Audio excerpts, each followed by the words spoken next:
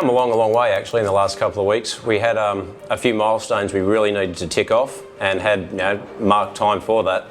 The reality was we managed to get both done on the time we wanted to, that being getting the deck on by the end of March, and then the other one trying to get out of the mould before Easter. So right now we have the boats out of the mould sitting in its splashes in the shed there, which has just opened up a whole new list of work that we can start attacking, and we're kind of making that transition from basically building major structural components and getting them into the boat to now we're actually trying to assemble a boat. Yeah, getting the deck on the boat, it's a 3-day process really. By the time we got the deck off the tooling that we had it in the other shed, turned it over, weighed it, brought it into the shed here, and then it's not the prettiest job in the world fitting the deck to the boat. Unfortunately, for the guys that have to do it, you're basically inside the boat in all paper overalls, headgear on, all the breathing apparatus you need. And the deck is just continually lowered over the top of the boat and all the bulkhead structure and the shear joint. And we spile, which is basically just getting the outline shape that we require for cutting the structure inside the boat.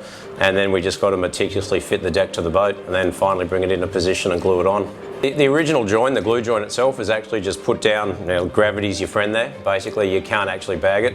Then after that, there's obviously the secondary bonding that goes over there. So there's a taping join that goes over the deck and the shear there, which just ties it all in and stops any cracking from happening and just ties the whole boat together. The boat was put together in a female mould. We put all the structure in the boat while it was still in the female mould, got the deck on while it was still in the female mould, and then we just got to the point where obviously we want to open up a whole lot of other work relative to having the outside skin available to us.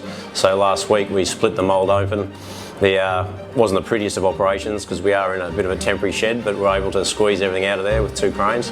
And we've got the boat now sitting in the splashes, and we're starting a bit of the filling and fairing, which is all part of the one design measurement process.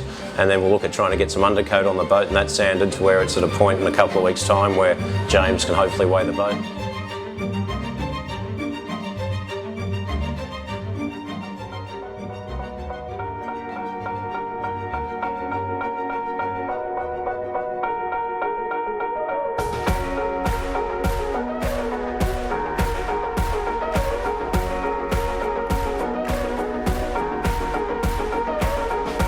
This could be my second home.